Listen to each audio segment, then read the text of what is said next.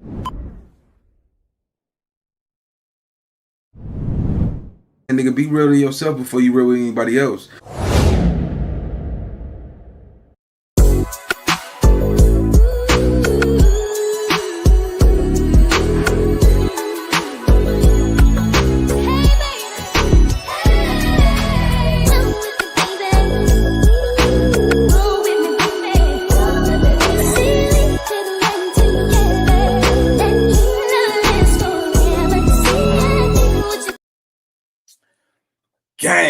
Gang. What's the big old deal? Man? Yeah, we back with another video, man. But before we get into it, man, let me just say this, man. And it's for all the real ones in the back, dude.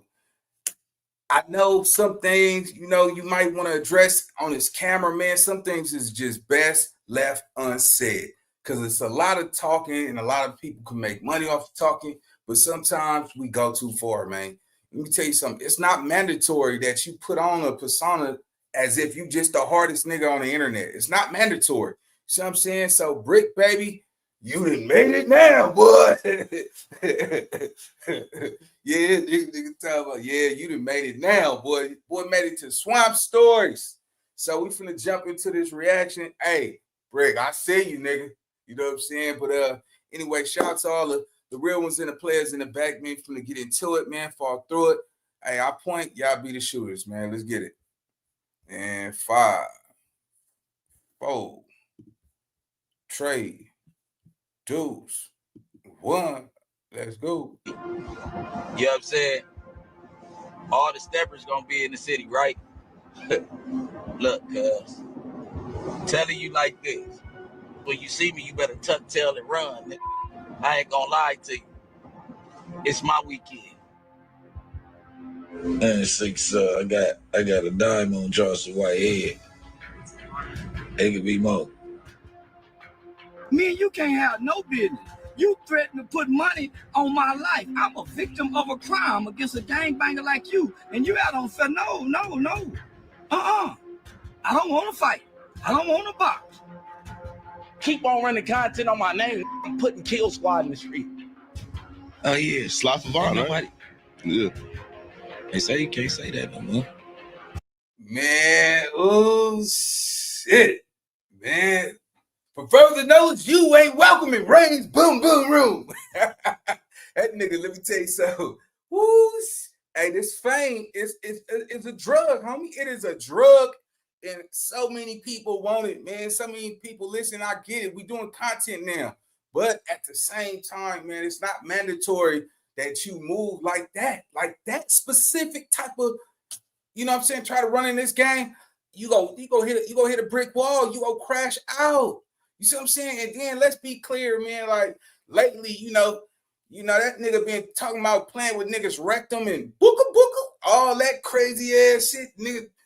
Chili on a hot dog and all that shit, man. You know what I'm talking about? Bussy and and niggas anus areas. That type of, come on, gang. Like for this fame, like, all right, man. We see a lot of niggas say some outlandish stuff and they go viral. Make no doubt about it. Yeah, it's not.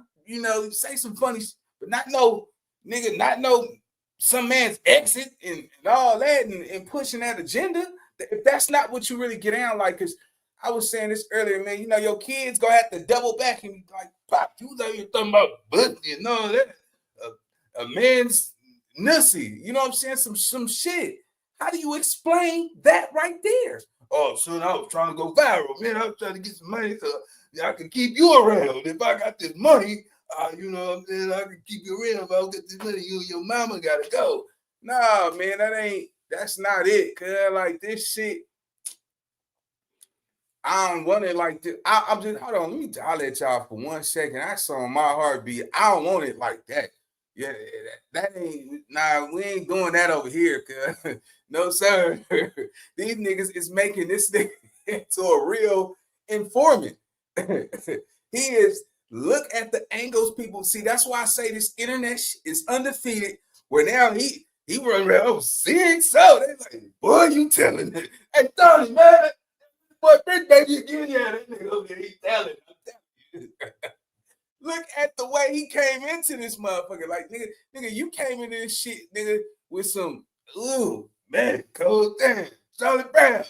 That's my daddy's watch. Can't have my motherfucking cornbread.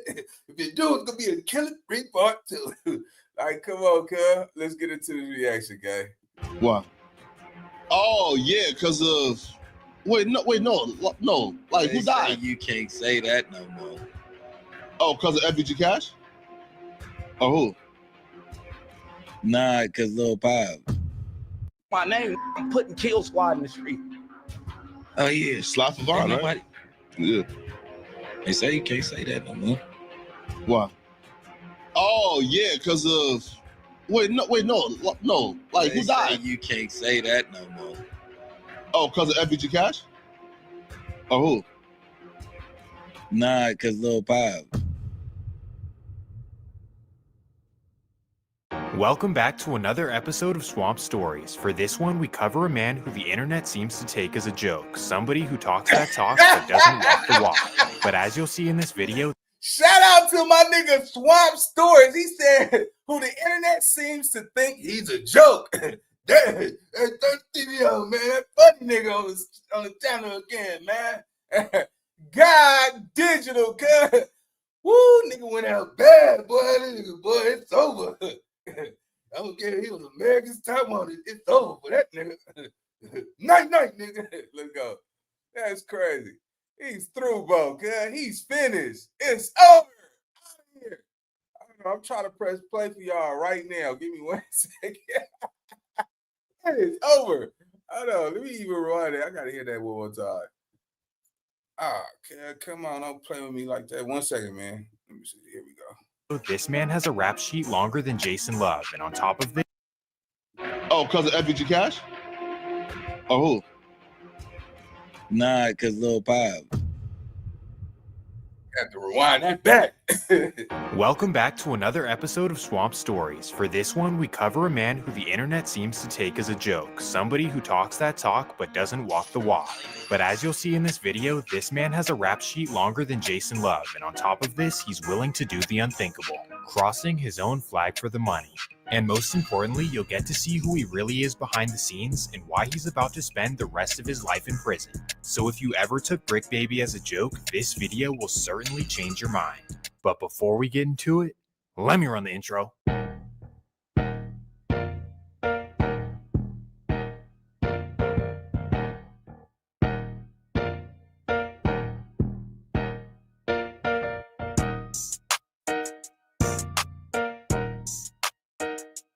Zaire attended Price Christian Academy and was known as a straight-A student and standout basketball player.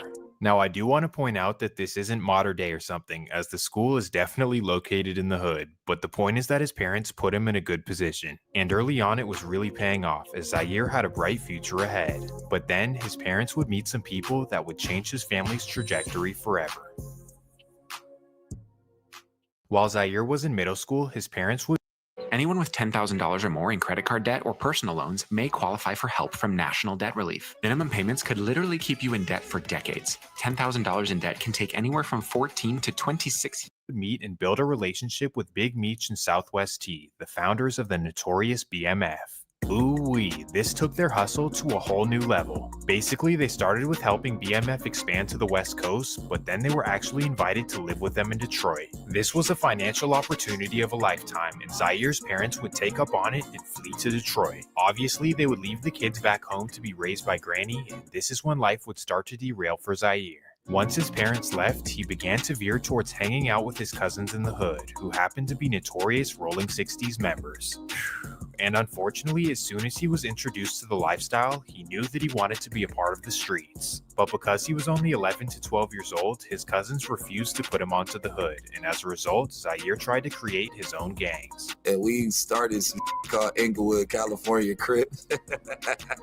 Me and my best friend, Envelope. Then, after giving up that idea, he decides to join something else. From there, I joined a clique called CIP, and it was completely irresistible players. And the police ended up documenting us in the gang files as Crips in Progress, CIP. So they changed it from completely irresistible players to Crips in Progress because we was getting into so much shit in the area.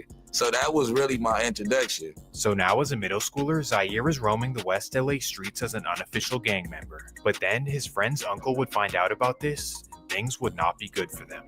Well, not in the way you'd think. Instead of being upset that they're in the street, Man, let me just say this, gang.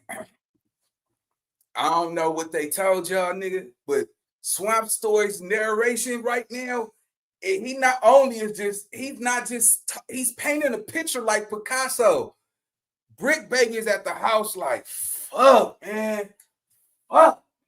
Hey, Alan, man, can we do something about this nigga? Yeah, nigga. Hey, shout out to Swamp Stories, nigga. Hey, he's on his helmet, on his bumper.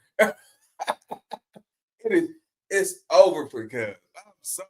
Like, any local blogger can talk they want too, but when you got a video of this caliber, he said who everybody think is a joke. Like, come on, nigga. Like, nigga ain't taking your cripping serious. Nothing. You didn't went from being the hardest crip assassin on the internet to talking about playing with niggas rectums and shit. Nigga talking about booka. I don't know where that shit. When we seen you do that shit, nigga. Yeah, you can't pretend that. You can't play that. You can't, nigga. That was some real. That ain't no act. That was some real scenarios, nigga. Niggas out here baby niggas chili bowl, man. That niggas in that county jail. I know that nigga smoking nigga shot. Told me he was over there outside, nigga. It's over for cuz. streets like any responsible adult should. He was just upset that they didn't join his gang. Uncle Mike, he found out we all was from this clique, and he came over there tripping one day. Like, he was bullying. Like, this is a big buff grown man. He came over there tripping on this one day. Like, I ain't having it. Like, I either go turn West Boulevard today or this shit over. So now Zaire is pressured with the ultimatum of joining the West Boulevard Crips. This was like a dream come true, except because he was told to do it, he now did not want to do it. Like, if I'm going to join somewhere, I'm going to do it because I want to, not because somebody else is telling me to do it. I ain't finna be from West Boulevard because he tried to make me. You know, I was rebellious back then, so I started hanging with the Harlem 30s. So now after rejecting the West Boulevards, he starts hanging out with the notorious Harlem 30s. He runs with them for a short time, and then his cousins come around and are like, you're either going to join over there or join. Oh my God, man. This is bad, bro. Hey, let me tell y'all why this bad. Like, no matter, you can't come back from this. Nigga took some L, but. Nigga, this video, man, he crushing it. Swamp Stories. Nigga, you're dangerous. Nigga, that nigga go deep down the water and get your motherfucking ass, boy. Look at this video right here. I swear to God, nigga. Oh my God. Fuck, nigga, your kids gotta watch that, nigga. That your old lady over there, so you gotta watch that shit, man. It's like, man, you got murdered. This is all clips from different videos of what he is. You see what I'm saying? And it's crazy because that nigga just said, nigga, I got kill squad coming in the street. Nigga had veins coming out his head. Man, that man was, nigga, he was up the ladder with this shit, nigga, man, it was, nigga.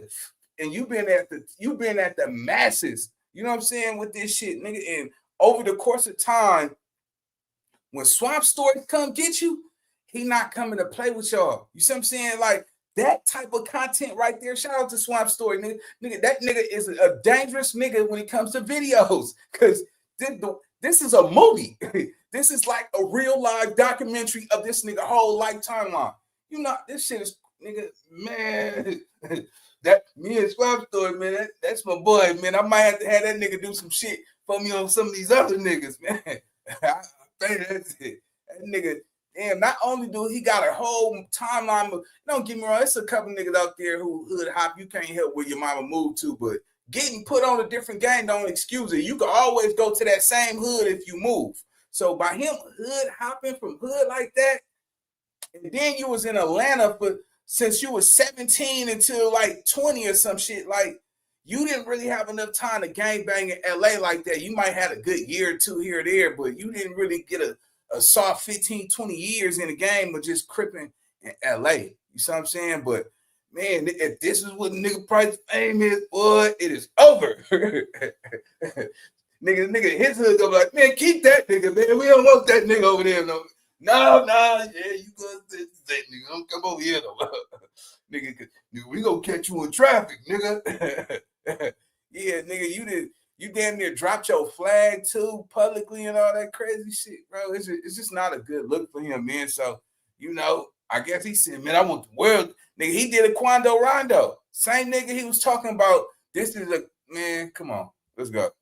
Join us with the 60s. Like my mom always had a house nearby Slauson, and all my cousins lived on Slauson. So I ended up getting put on 60s like my 14th summer, but I always was affiliated. So Zaire officially gets put onto the 60s during his 8th grade summer. I got jumped by all old man. I squatted one, he was like 19, and I squatted with like a 30-year-old and a Damn. Yeah, I got knocked out. So now he's officially a Rolling 60s member right before starting out at his private high school. He's known as Zaire Mitchell at school, and on the block he's known as Wild Bill from the Overhills. But somehow amidst his gangbanging, he's able to maintain an above 3.0 average at school and to become the backup point guard. Now you might hear backup point guard and think that he was trash, but no.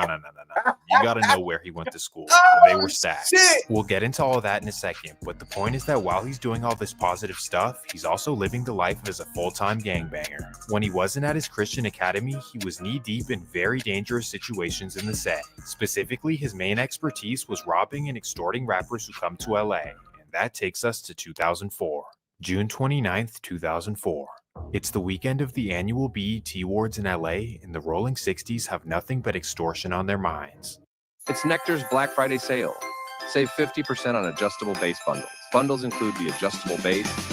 In particular, on this day, Zaire and his boys have somebody they want to target.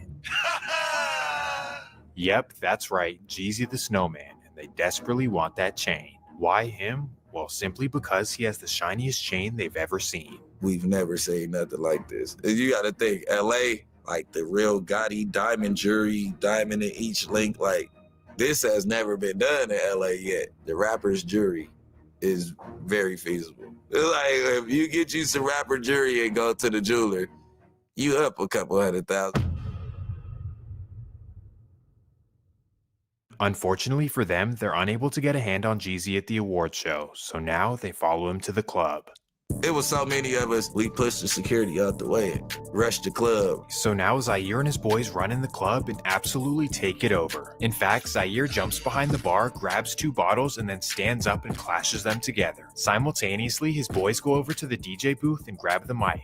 Tell the whole club to roll the 60s in here, like it's one of them nights. After doing this, they wiggle over to the section that Jeezy's in, looking to snatch his chain. We trying to ease our way to Jeezy. We see the snowman. We trying to go do our thing. But as Jeezy's crew notice what's about to happen, they whip out their Briccs. They got like a chopper. This is my first time ever seeing like a mini carbon or something. Like they got a chop out, like. And we look back, and I just go to shake Jeezy and ooh, yeah, like, what up, man? Thankfully, the situation was stopped before it even started. But I say all that to show that at just 16 years old, this is what Zaire was about. And because of his willingness to do anything for the 60s, he was increasing his rank. This is how he earned the name in the set of Shitty or Shitro and the ability to put on new members. Well, in the late summer of 2004, he would bring his first young member to be put on the set. This would be a young friend of his by the name of Eric Holder. Eric was only 14 years old, but already thirsty and ready to put in work in the set. So of course, Zaire brings him to the set, puts him on, and he earns the nickname of Lil Shitty. Big Shitty and Lil Shitty, a duo that would forever make history in the set. So being a big homie at just 16 years old meant that Zaire had a rider by his side. At first, this meant protecting the trap, which happened to be Zaire's mom's house. This is where you could find a whole lot of money, jewelry, and illicit items inside. So because of Zaire, his mom's house became the hangout spot for the Overhill 60s. My house was the spot. She had money and shit in the house and a lot of jewelry. So she let all the gangbangers kick it at the house because she had control of us. I had control of my homies, but we was like the security blanket. Now remember, as he's committing felony robberies and hanging out on the block, he's still enrolled in private school and playing on the basketball team. So now it's the fall of 2004, and Zaire's team has a major season ahead. The team is absolutely stacked as they have a 6'10 D1 center, a 6'7 D1 wing, and the point guard is Devin Williams, who you may know is in the lab. Well, long story short, they're so good that they have an undefeated season in their league, and they make it to the state championship game in Sacramento.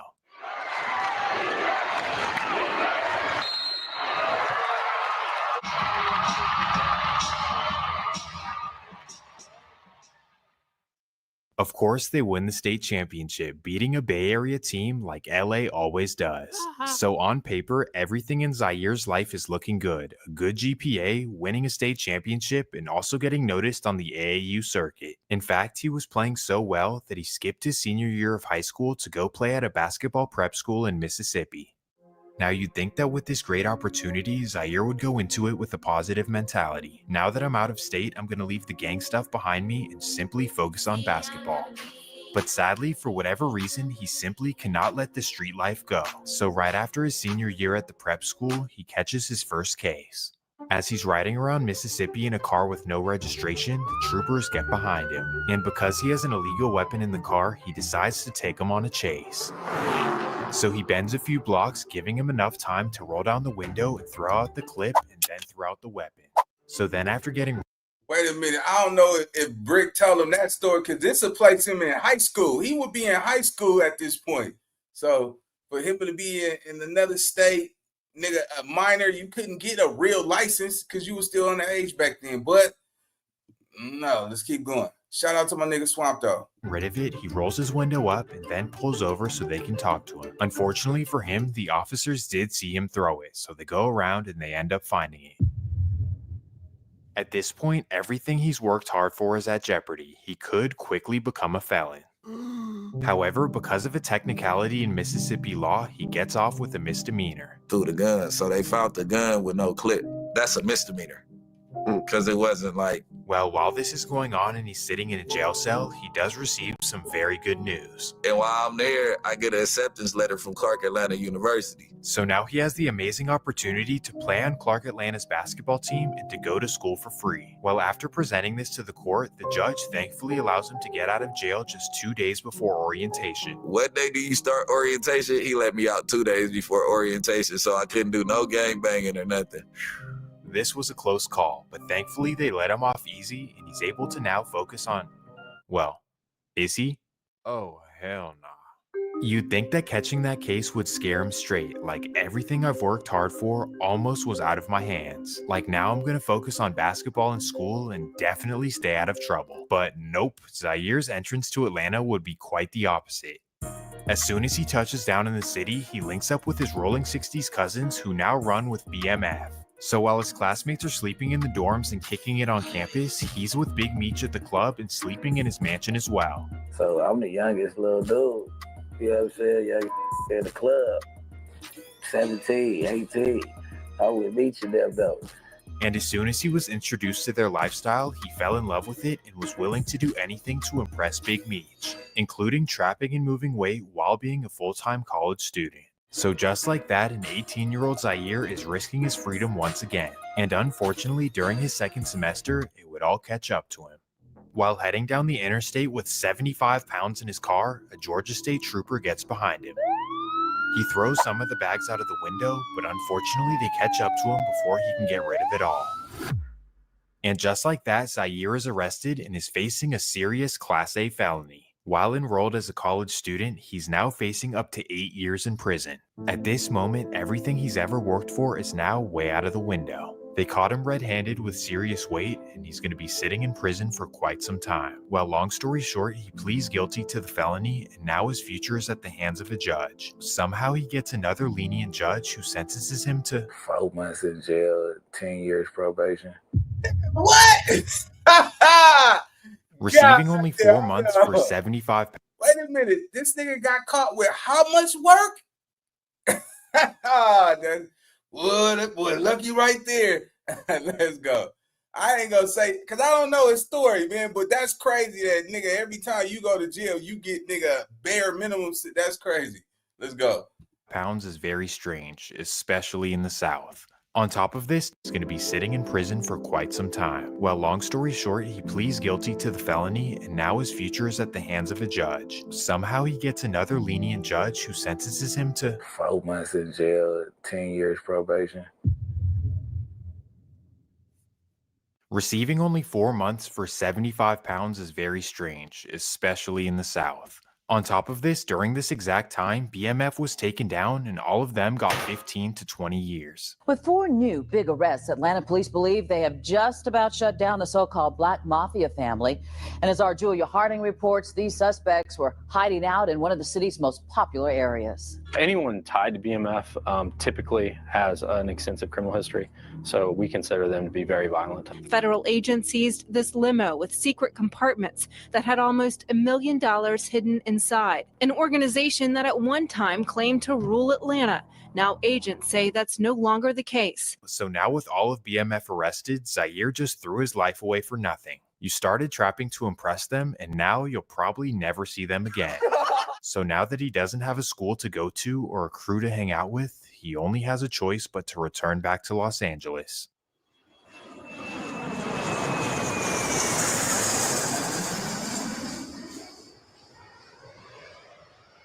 So right after his release from Fulton County Jail, he makes his glorious return to the wicked, overhill Los Angeles streets. It's now the fall of 2006, and Zaire is back to ground one. All right, man, this is why I say this shit is bad. Why? Is because it leads speculation. Not to mention, don't get it twisted. We're not saying this is accurate. I ain't one of them type of niggas. But just this whole timeline, I don't know if Swamp talked to that nigga, paid him for a story, and he made his own narration. But nigga, when you get up out of jail, you get on probation. You see what I'm saying? And on top of that, like, nigga, man, this is just not a good look. This is not a good look. Why? It's because of the fact this whole timeline, it's like, nigga, is pissing Remy on you, nigga, on this whole video, nigga, you getting pissed on. This video is not a real good documentary. This shit is bad. If this is his timeline and with people's own perspective, niggas is, man, they gonna be laughing like, there go Bricc bad. You know what I'm saying? They not gonna take that, nigga. You know what I'm saying? Yeah, man, this is all bad, man. All bad. Let's go. Hanging out with his 60s homies in the hood. He's now just another failed high school athlete who's back in the hood doing absolutely nothing. We all know some of those, don't we? But not only is he doing nothing productive, he's also in the process of risking his life every single day. Why, you might be wondering? Well, because while he was in Atlanta, his little homie Eric Holder was causing havoc in the streets. So upon Zaire's return to LA, he was putting his life in immediate risk.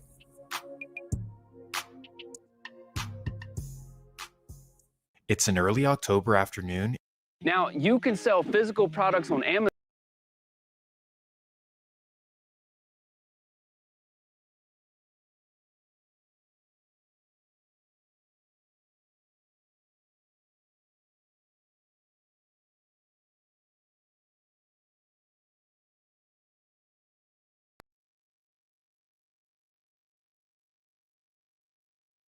Hold on 1 second, y'all.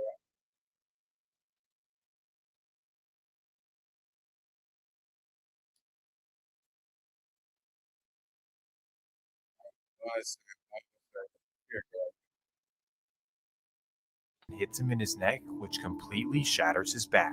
So now he's laying on the floor and can't move anything under his waist. Thankfully, that's when Eric runs around to him, picks him up, and ties him down in the front seat. He then runs around to his side of the car, hops in, and speeds away to the hospital. They ended up taking me. My boy was panicking, driving 100 miles per hour. I'm like, man, slow down, because I didn't have no feelings, so my neck, I'm like, bro.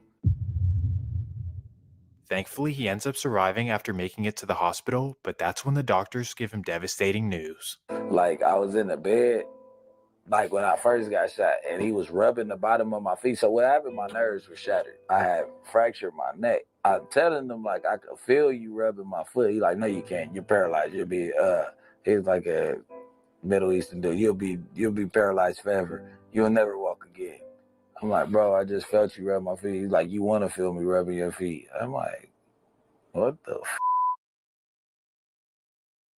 So for 6 months, he lays in a hospital bed thinking that he'll be in a wheelchair for the rest of his life. A whole lot of time to lay there and think about all of his wasted potential.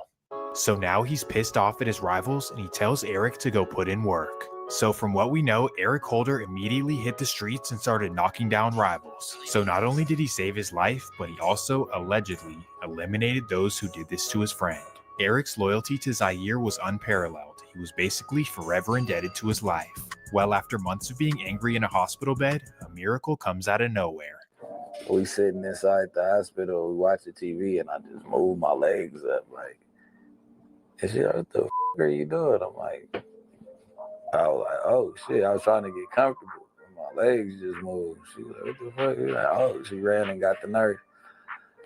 Went to rehab, physical therapy after that for like 4 months. Somehow, after 6 months, he's able to fully recover and get back on his feet. And after his full recovery, he would smartly get out of the LA streets and head back to Atlanta. Now, you may be thinking that this was his wake-up call to get out of the streets, but this wasn't the case at all. Instead, he heads back to Atlanta with a serious mission in mind, and he brings Eric with him. Basically, he wants to become the king of the streets, the powerful leader of the Georgia Rolling 60s. At this time, and really still to this day, the streets in the South had absolutely zero structure. Nobody listened or followed orders from anyone, and it was pretty much every man for himself. No certified OGs, DPs, put-ons, none of that. So essentially what Zaire was trying to do was bring the Los Angeles way to Georgia, where he could have people under him and serving anything he wanted. So in order to do this, he hit the streets hard and recruited new members, guys who were under him and who would do anything he said. And in the process, believe it or not, they took over some serious hoods, and this is how Zaire truly made his name in Atlanta. From the notorious Four Seasons apartments, the West End, and a Southside hood known as Shady Park.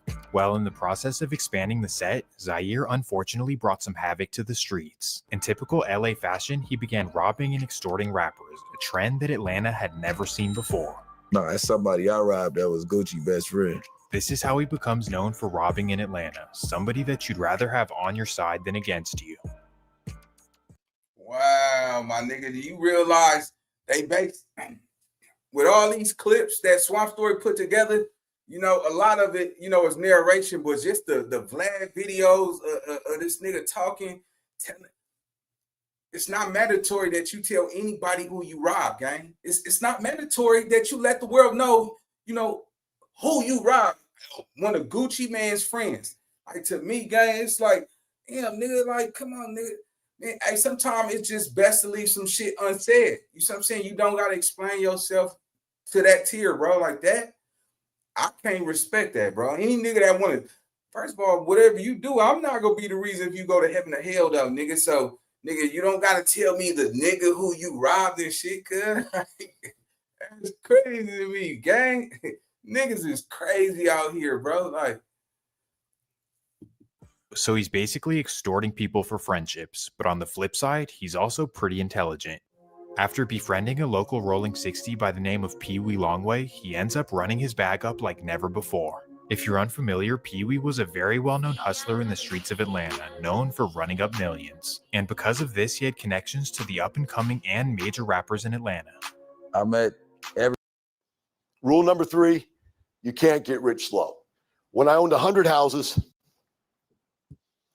I made about $10,000 a month of tax-free income. Everybody through Pee Wee Longway. That's my brother. That's like my brother-in-law. As they were constantly in studios and surrounded by rappers, they decided to join together and to start a music label. This would be known as Money, Piles, and Ammo, also known as MPA. Okay, so you guys started rolling together and you guys start MPA together. We around it so much. Let's pay for some studio time, shoot a couple videos. Let's just see where this goes.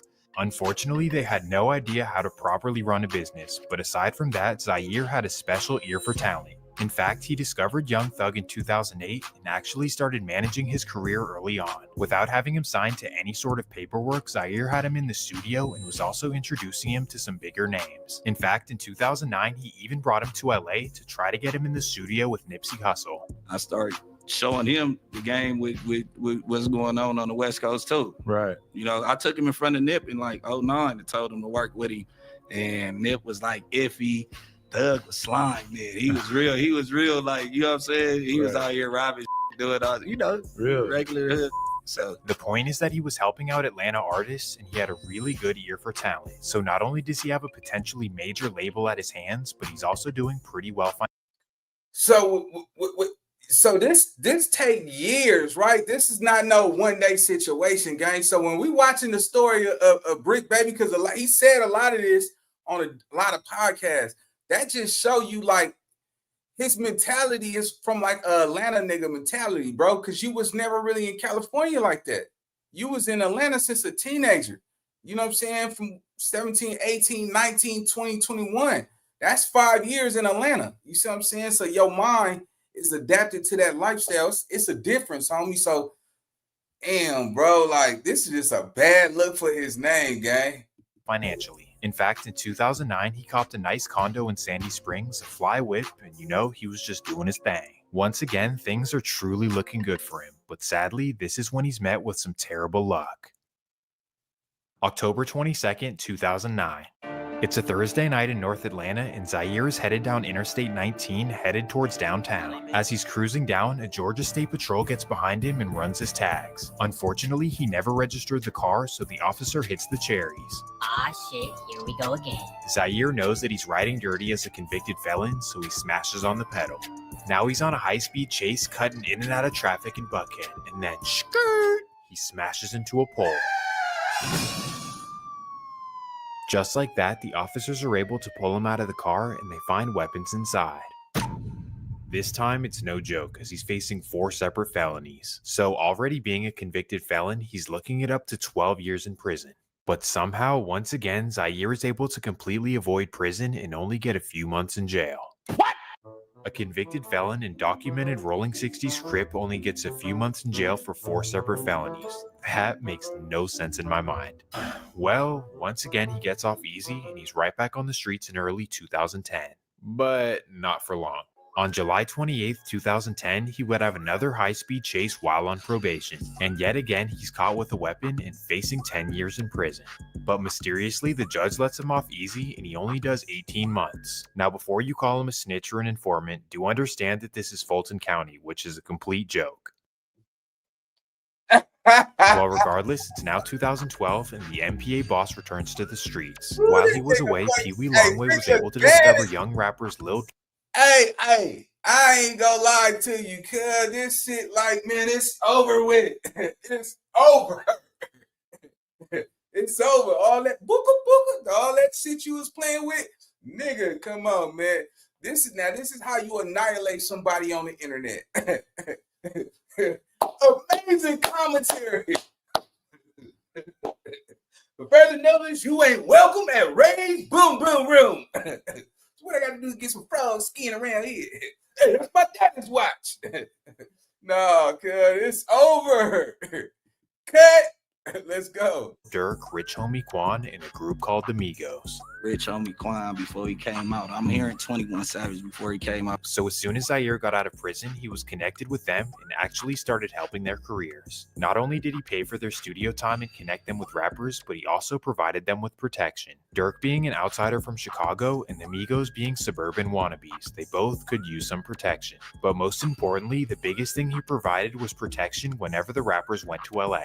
In fact, he even brought Future to LA for the very first time. You know what I'm saying? I've been that person, like bringing them out here. Like I had Future, I turned LA on the Future. I was listening to Dirty Sprite 1. You know, I brought them out here to do a song with Nip. Essentially, he was every rapper's connection whenever they'd go to LA. He was the first and only call. Remember this, because it will be very important. Well, as we know, everyone around him and Pee Wee was getting rich and famous during this period. And after a while, they got kind of tired of being the guys in the background, and they wanted to try rapping for themselves. So Zaire would become MPA Shitro or MPA Bricc Baby, and Pee Wee was still Pee Wee Longway. Early on, things were looking bright for the duo, as they had the help of Dirk, Future, Young Thug, Gucci Mane, and more. Basically, because of everything they had done for them, if they ever needed a feature, it was done right away. But then, unfortunately, as things are going up for Bricc Baby, he catches another felon in possession charge in Los Angeles.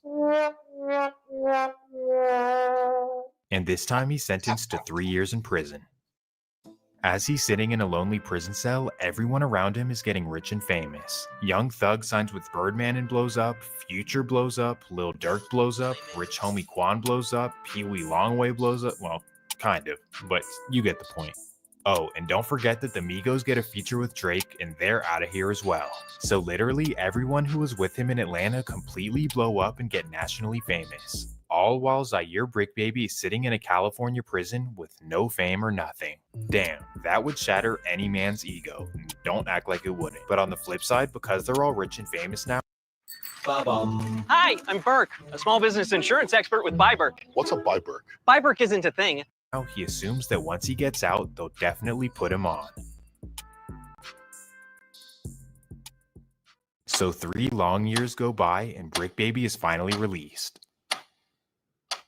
It's 2015 and Bricc Baby is finally home expecting a warm welcome. But as soon as he touches down, a harsh reality kicks in. These guys are not your real friends. Aside from Thug, Pee Wee, and Durk, his friends were not there to help him out and pretty much wanted nothing to do with him. You told me earlier that you've been cut off. People cut you off or something of that sort. My industry friends that I thought was my friends now. Free YSL, Gunna, Slime. Y'all did, you know what I'm saying? You already know, we ain't even got to talk long way. Are we speaking Dirt. like After everything he did for some of his friends in the industry, he really took it hard. was broke, we could go through DMs, or when you was up and coming, we could do that. I just feel like they wanted to be around me when they was broke because they didn't have nothing. So now you a millionaire now, you don't want that type of pressure around. But you think I'm gonna turn that energy on you? You my boy, I love you. I wouldn't give a fuck if you had $1 or $1 billion. I'm gonna treat you the same way. Bricc Baby was now a peon or an afterthought to many people he helped out, and this truly hurt his ego. Now, instead of being the guy who helps out rappers and protects them, he reverts to being the guy who wants to rob them. All right. Hey, Chad, we got to fall back, man. Hey, listen. Everybody, how bad is this video from 1 to 10? I'm gonna wait. Y'all put it in the chat, gang. This a lot. What? Nigga, this is 52 minutes of war. From 1 to 10, how bad is this video? How bad is it? Not to mention, nigga, his daddy go watch this, his brother, mother go watch it. Somebody said 10. And, all right, how bad is it from 1 to 10? How bad is this shit, man? Because this right here, man, somebody said a 9. All right, Recovering Army said a 9. So we got a 10 and a 9. Full circle moment.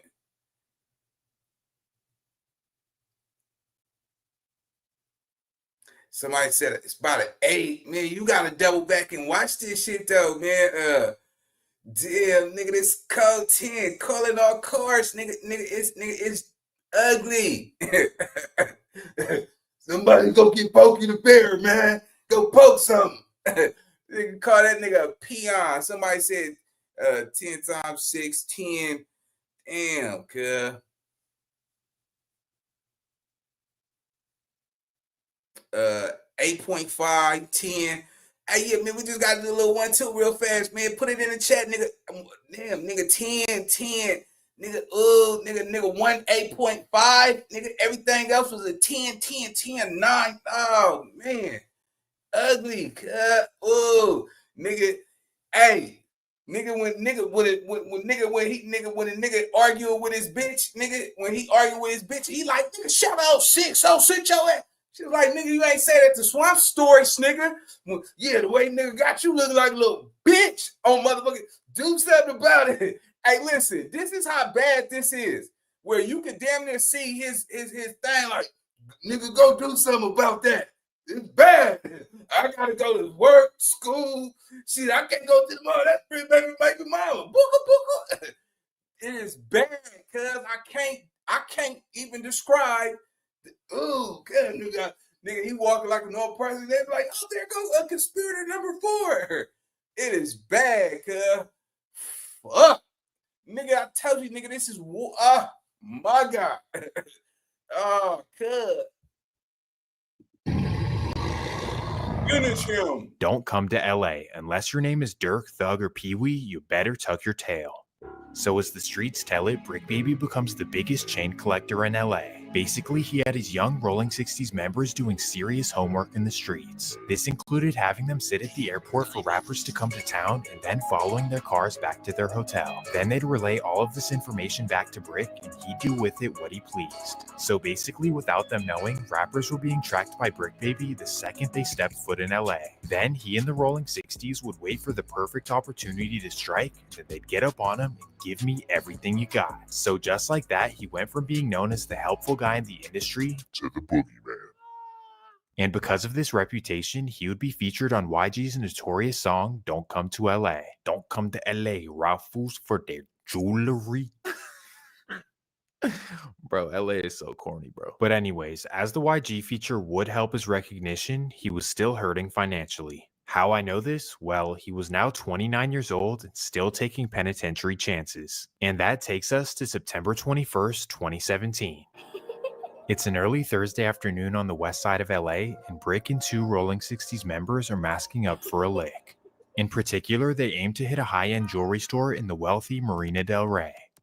So at 1 p.m., if you've ever dreamed of owning an apartment complex and you live near one of these cities, then you've got to see the same ad that they arrive in front of the store in a gray Range Rover SUV. Then they quickly hop out of the car and run inside the store with bags. Once they're able to secure a few expensive items, they run out of the store and hop back in the Range Rover. Bricc then quickly speeds away, not realizing that LAPD are already behind him. After bending a few blocks, he hears the sirens and knows they're in trouble. So he instantly punches the gas and busts a left down a residential road. This is when he finally realizes that it's a dead-end street. So now he has no choice but to stop the car and run inside a nearby apartment. While he barricades himself in the lobby, police completely surround the area. And from here, a 6-hour standoff begins. Bricc Baby in the 60s versus LAPD.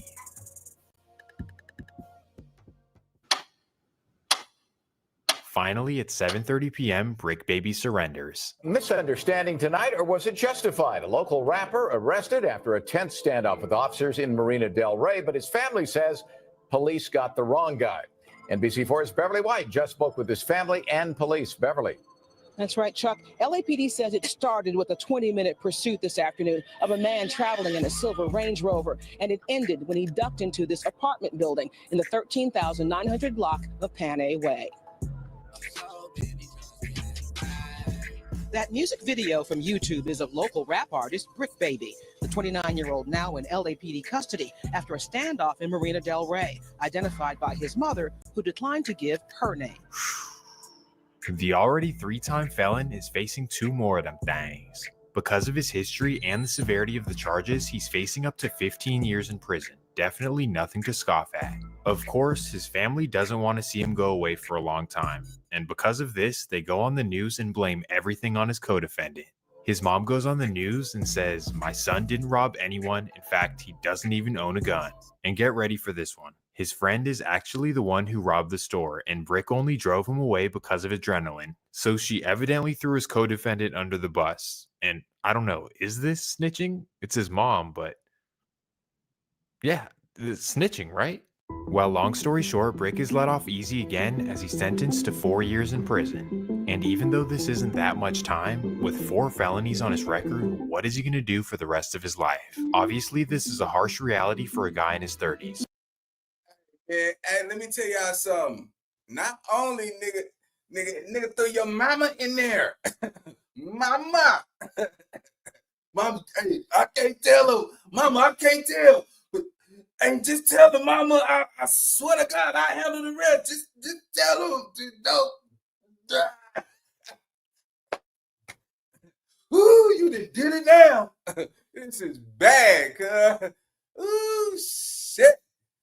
This is some real smoke right here. All right, so I'm going to do it like this. I'm going to do a part 2. So I'm going to leave it right there. Nah, man, F that. I'm going to leave it right there, man. I'm going to do a part 2, gang. Shout out to everybody that's in the live, man. I'm going to do part 2 in probably like in a little bit, man. I got to get up out of here real fast, man. But Hey, y'all know how we do it, man. I'll see y'all on the next video, gang. Shout out to all the mods. Shout out to everybody pulled up. If you ain't subscribed to the channel, man, go ahead and subscribe to the channel, man. We really fucking around over here, man. So, with that being said, man, let me find how to. I don't even know how to get about this motherfucker. All right, here we go. All right, gang. I'll see y'all in a minute.